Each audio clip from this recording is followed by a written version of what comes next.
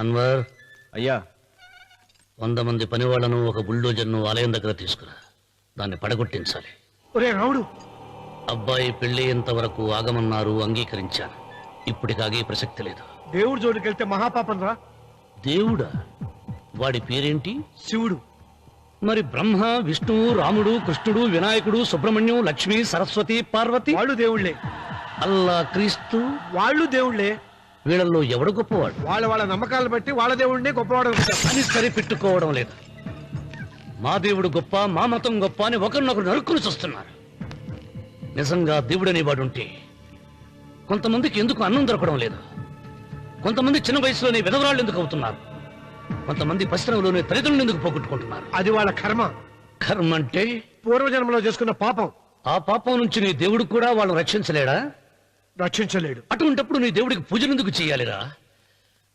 కన్న బిడ్డల్ని సరిగా చూడలేని వాడు తండ్రి కాదు, అందరికీ అన్నం పెట్టలేని వాడు దేవుడు కాదు. వెంకన్న, నువ్వు సద్బ్రాహ్మణుడివి. వేదాలు చదివావు, ఉపనిషత్తులు చదివావు, పురాణాలు చదివావు. నేను ఏమీ చదువుకోలేదు. అసలు దేవుడి ఆకారం ఎలా ఉంటుందో చెప్పు.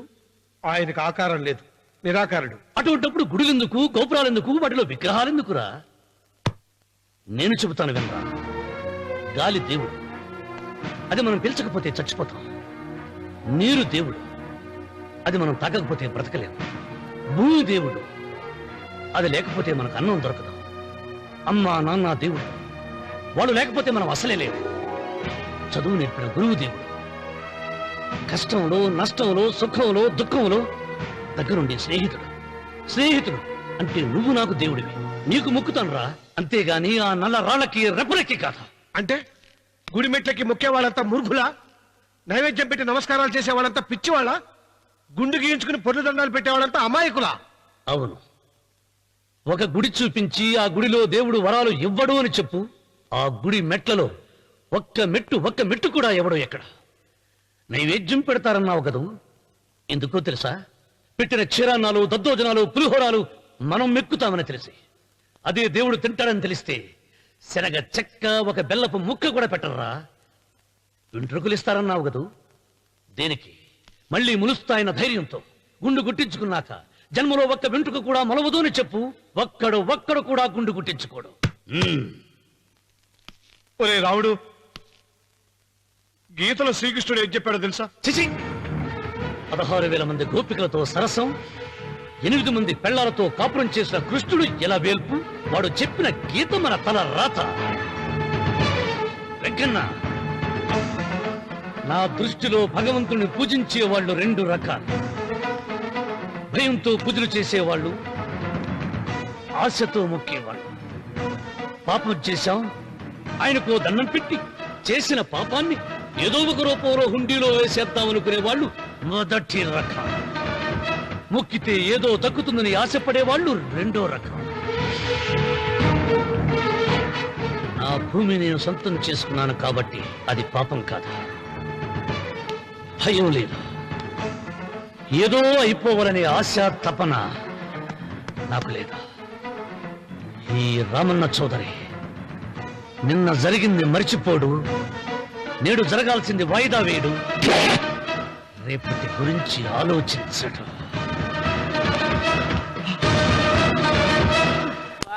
వాస్తుపురుషదేవతాభ్యో నమః. ధ్యాయామి, ధ్యానం సమర్పయామి, ఆవాహయామి,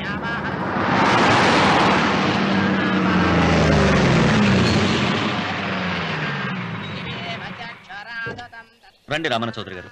నా పేరు వెంకట్రావు, నేను సివిల్ ఇంజనీర్ని. మీరు ఎంతో గొప్ప మనసుతో బోల్డ్ అంత పొలం పోగొట్టుకుని 6 మైళ్ళ రోడ్డు వేద్దాం అనుకున్నారు. కానీ ఇప్పుడు మీ పొలంతో అవసరం లేకుండా గవర్నమెంటే రోడ్డు శాంక్షన్ చేసింది. ఆ ఆలయం కూడా పడగొట్టక్కర్లేదండి. చెరువుకు అడ్డంగా వంతెన నిర్మిస్తున్నారు. 2 మైళ్ళ దూరం కూడా తగ్గుతుంది.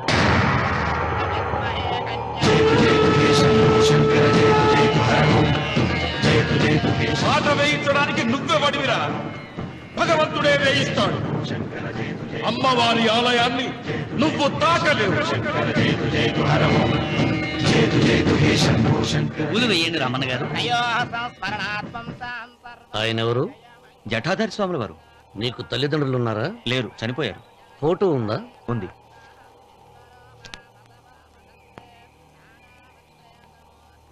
తల్లిదండ్రులను పూజించు, బాగుపడతావు. జడలు నిసాలు ఉన్నవాళ్ళం కాదు.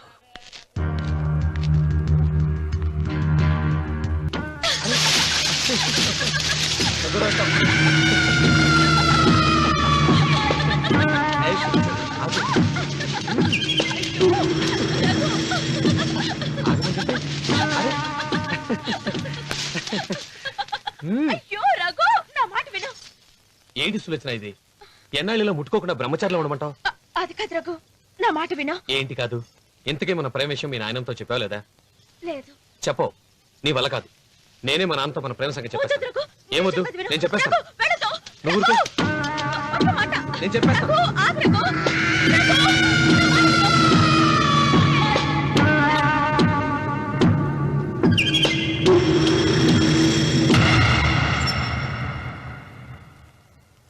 నువ్వా? నేనే. ఎందుకొచ్చావు? నువ్వు మా నాన్నని చెప్పిన రాక్షసుడివి అంటావు. వెంటనే వెళ్ళకపోతే నేను చంపేస్తాను అంటావు కదమ్మా.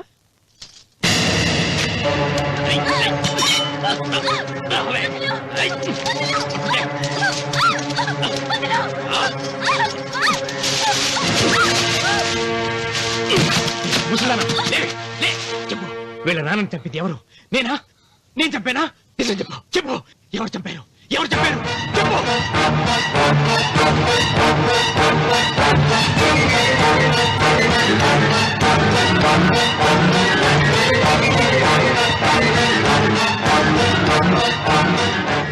ఇన్నాళ్ళు ఈ నిజం ఎందుకు చెప్పలేదు? నీ ప్రాణం కాపాడడానికి. నీకు నిజం తెలిస్తే నిన్ను చంపేస్తాడేమోనని భయంతో నీకు చెప్పుండదు.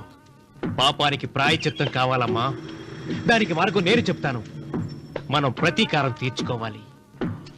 నీకు రఘు దక్కేలా నేను చేస్తాను. నీ తండ్రి చావుకి పగ తీరేలా చేస్తాను. ఆలోచించు.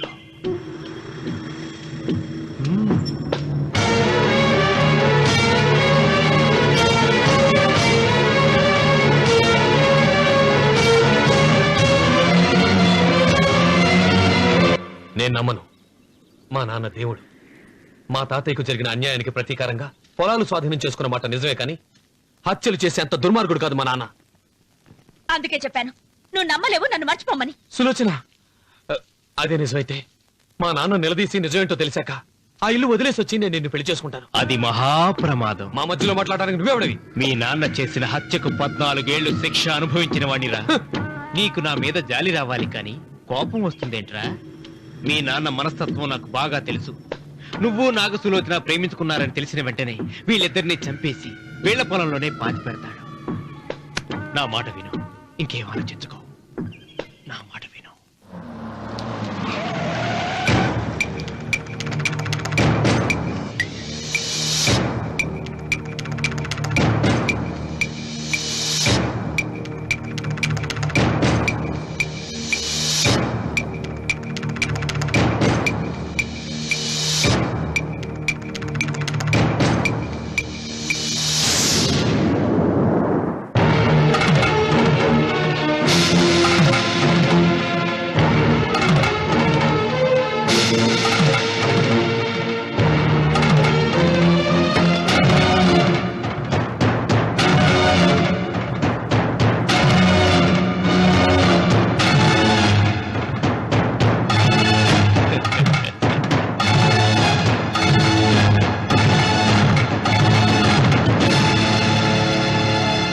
అన్నయ్య నమస్కారం.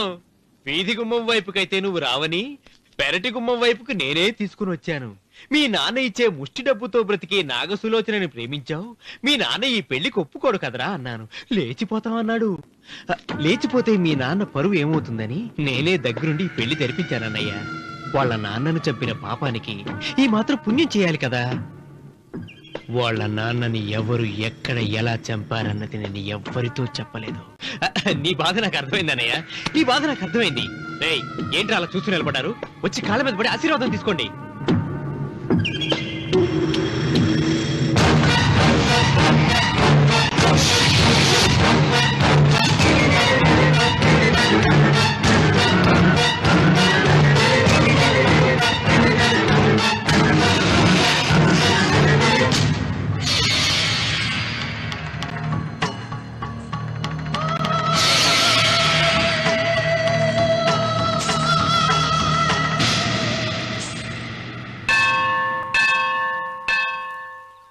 అమ్మా 100 ఎకరాల ఆశావినని చెప్పినందుకు 30-70 అనే పిల్లని పరిచయం చేసి పెద్ద శిక్ష చేసావు తల్లి.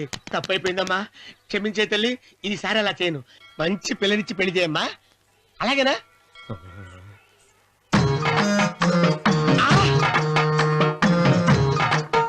తల్లి, అమ్మా అమ్మా, సూపర్ ఫిగర్ తల్లి.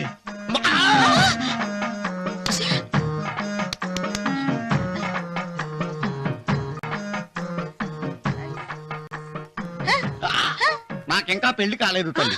100 ఎకరాల మాగానే ఉంది, 50 ఎకరాల కొబ్బరి తోట ఉంది, కానీ పెళ్ళం లేదు. పెళ్లిళ్ళ సీజన్ అయిపోతోంది. మంచి పిల్లని చూపెట్టి పుణ్యం కట్టుకో తల్లి. నాకు కూడా పెళ్లి కాలేదు తల్లి. నేను నీకు పురాతన భక్తురాలిని కదా. 7 అంతస్తుల మేడనిచ్చావు, 7 వరాలు నగలిచ్చావు, కానీ మొగుడు లేడు. మొగుడు లేడా? తొలి ప్రేమ మీద నీకు నమ్మకం ఉందా? పట్టు చీరా. మలి ప్రేమ మీద నీకు నమ్మకం ఉందా? సిలుకులాల్చి ఉంది 7 అంతస్తుల మేడ. నేను నీకు నచ్చేనా 100 ఎకరాల ఆసామి? నువ్వు తప్ప ఎవ్వరూ నచ్చరు. వచ్చే మంగళవారం నా ఇంటికి ఒకసారి రండి, నన్ను చూసుకోడానికి.